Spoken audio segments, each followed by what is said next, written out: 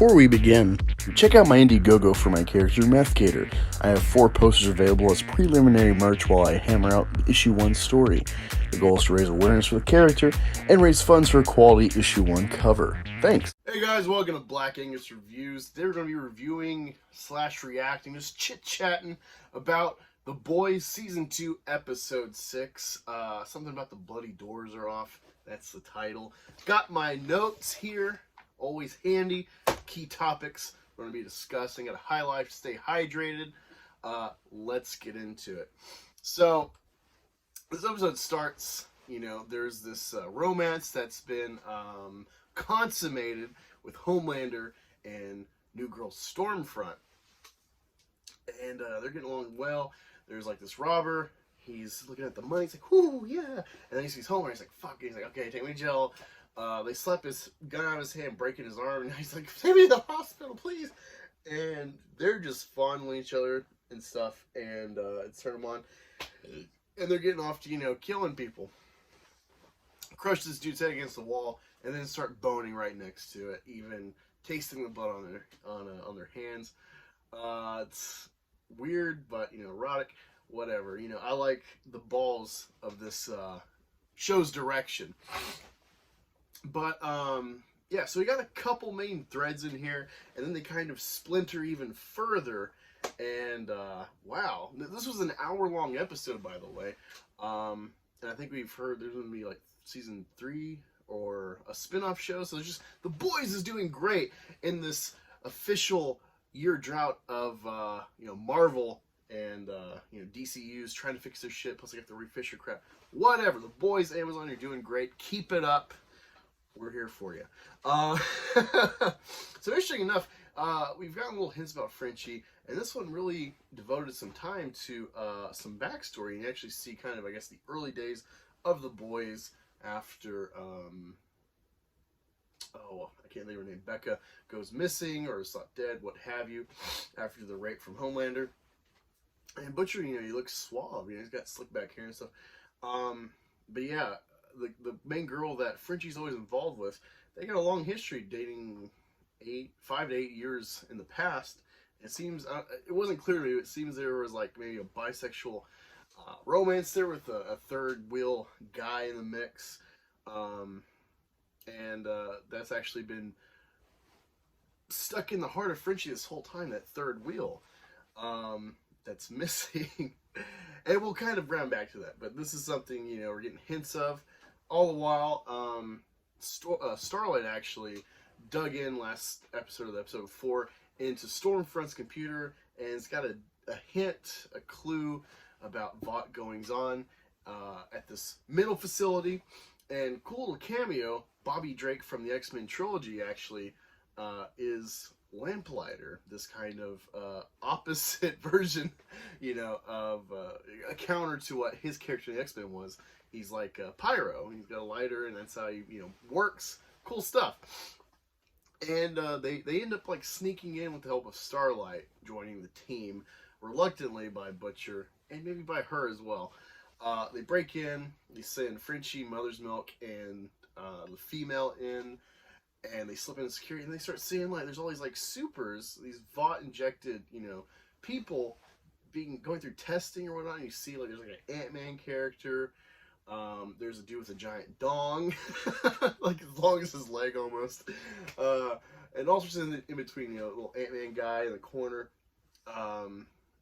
Interesting stuff.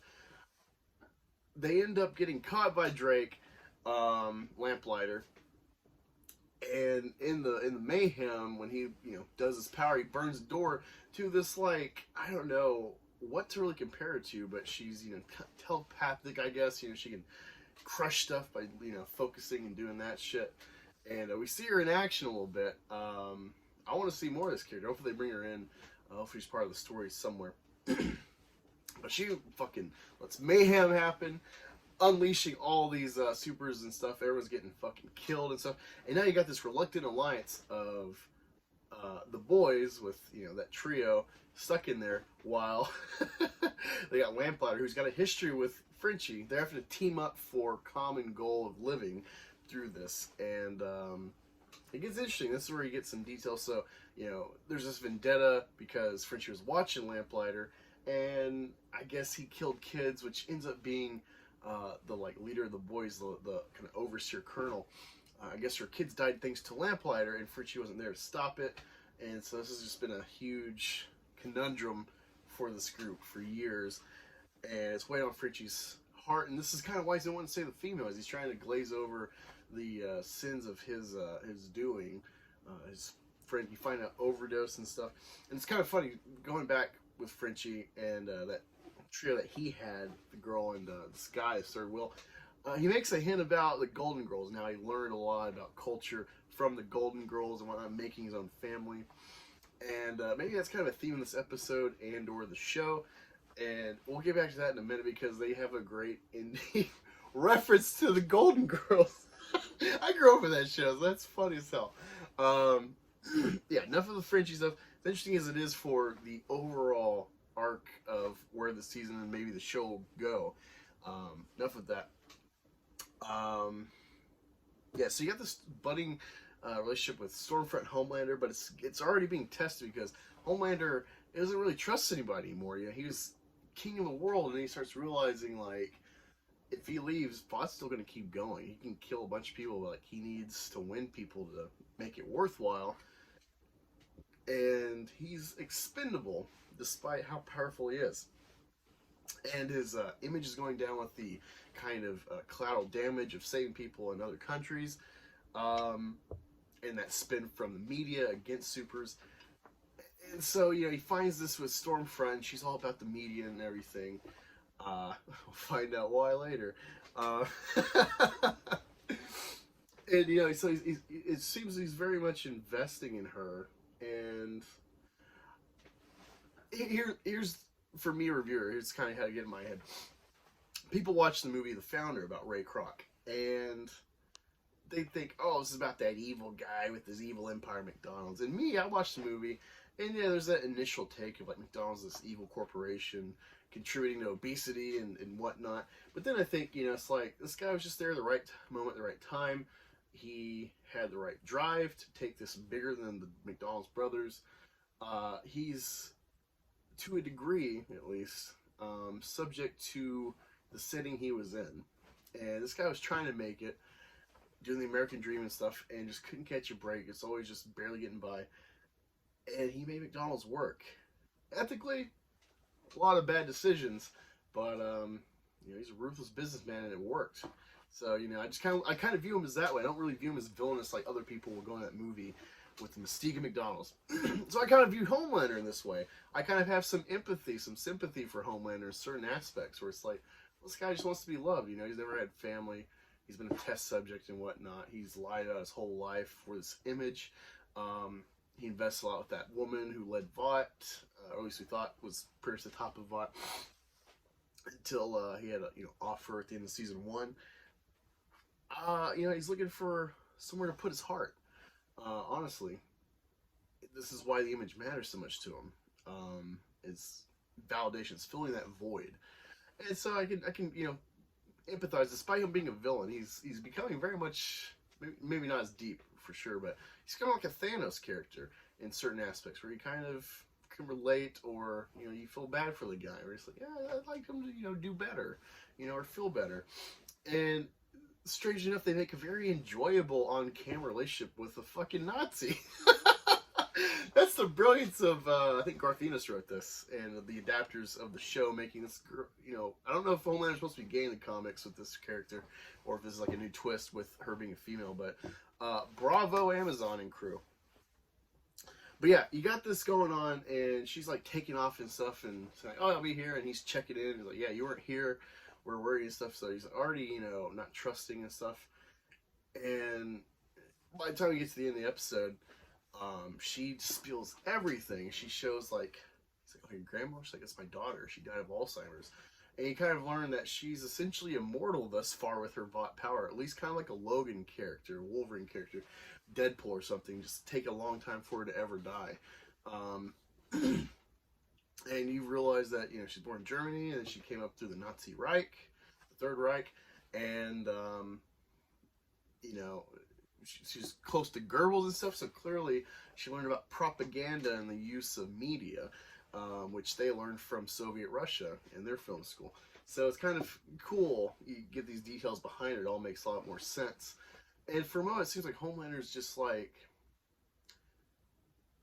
there's a sinister tone playing, and you're worried, like, where's Homelander gonna go? You kind of root for him to, like, no, she's a Nazi. You're wearing an American flag. Come on, you're a symbol in this universe for America. And then he embraces her, and they cut to thank you for being a friend. But Golden Girls theme. This show is all over the place emotionally. They're fucking with your emotions and stuff, and the normal cues and everything. It's a very tense episode because this show's very violent, and there's a lot of violence in this episode specifically. Another interesting development in this show: Starlight and Butcher. Butcher, of course, hates superheroes, just kind of generally speaking, and he gets confronted with Starlight, calling him a bigot. And it's like, okay, yeah, I guess kind of, yeah. But it makes sense why he's got this perception, and I think the show kind of is revealing why bigotry can happen in different aspects. Think of the first half of the century wars we're in, World War II, Korea, Vietnam. You got three, I don't know, they used to be called Oriental. I don't know what to call them now. Yellow Asians, slant eyes. I don't know what to distinguish them from, like, the rest of the continent. But, eastern half of Asia, Southeast Asia, we had multiple wars in that spot where our troops were dying. So you got the troops coming back that hate these Asians, and then you got the family who's lost their members or seen them cut up or mentally fractured. And it makes this, 30-year, resentment. And with Butcher, his wife's gone, he thought dead for years, and raped by Homelander. So he's got this bigotry against superheroes, not really viewing them for the individuals they can be, like Starlight, who, has a common goal: take this shit down, despite being a product of it and benefiting from it. And yeah, it's crazy because, like, they're part of the Frenchie story at the psychiatric ward, but they're out. They're kind of the watchers and everything. She helps them break into the fence, and then they're just kind of watching. And then when everything goes crazy, all these soups and testing get freed and whatnot. Huey is collateral damage. He gets tossed in the car and he gets stabbed with something and he's bleeding out. And he gets this moment where Starlight just, she's kind of going through the transition to be part of the boys, where, it's like there's collateral damage for this greater good, A guy at the need his car, he pulls a gun because he sees a gun. Starlight reacts, hits him with her beam or whatever, kills the guy in an accident, but, it's kind of like he was in the way. That's kind of where her spirit is at this point in her fight with Vought.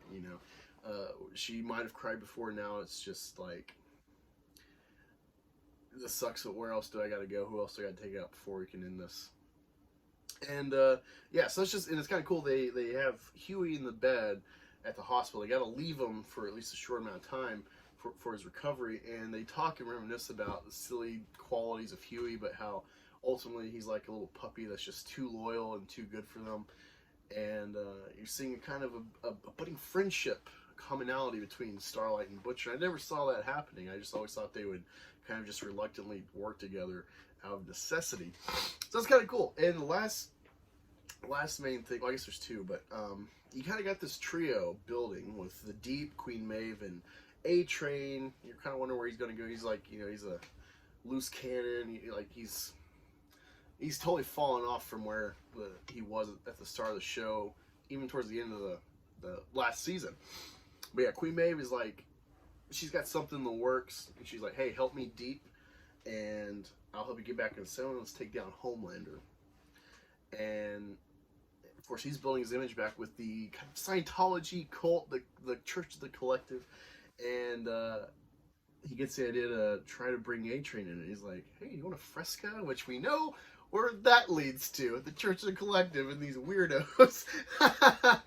But yeah, he gets them talking with the leader, the preacher, whatever, and Adrian's intrigued to say the least. So that's going to be developing. You got the friction of Queen Maeve and her girlfriend, which I honestly, with all the dilemmas and stuff that this girlfriend's been faced with, if you're thinking like real people, I don't know why this girl stays. Besides, I guess she really loves Queen Maeve to put up with all the shit and everything she finds. What the Deep found with his fishy friends up in the North Atlantic was from the wreckage of the plane from season 1 that her and Homelander let crash to eventually get a military contract with Vought, get them in. Where it's like, well, if we were part of the government, they could have sent us and okayed it, but you didn't. You kind of got this kind of Civil War Accords type thing going on there in that season as the story builds. And yeah, so this is ultimately dirt on Homelander, where he's like, "Let's leave them all. I can't. Why take even one? Because they'll say we left all the other people." And the reaction, it's like there's so many little fractures between her and Queen Maeve, the girlfriend of Queen Maeve, where it's like, how's this keep going? I'm not a shipper somebody. I'm just looking at these characters and is it relatable? Is it believable? And it is, but I'm just like, if this doesn't break the camel's back, like, what is? This is crazy. And I'm just wondering if maybe she's just like scared shitless because Homelander and because Maeve is scared. She's a Wonder Woman character and she's scared. That's kind of where I'm at with the show. This is a great episode. Last episode I was kind of, up and down with certain points. Overall, I liked it. But man, this was just pretty much nonstop story development, character development, exciting stuff. More intrigue for the last, I'm assuming, 4 episodes. I think it's a 10-episode season. Yeah, I can't say enough about this episode. Great job, Amazon and company. Let me know your favorite parts of this episode in the comments below. What superhero or character did you like the most from like the footage and the mayhem in the psych ward? Which one stood out to you aside from telepath crushy girl? Let me know in the comments. Let's talk about it. Let's have fun. If you know about the comics, what should I be expecting? Let's talk maybe potential spoilers and all that good stuff. Again, if you like this, want to see more, be sure to like, share, subscribe, all that good stuff. Help me grow. Appreciate you hanging out, chat with me in the comments, and listen to me flap my gums like 2nd Street Marvel. Shout out to you, buddy. Take care, y'all.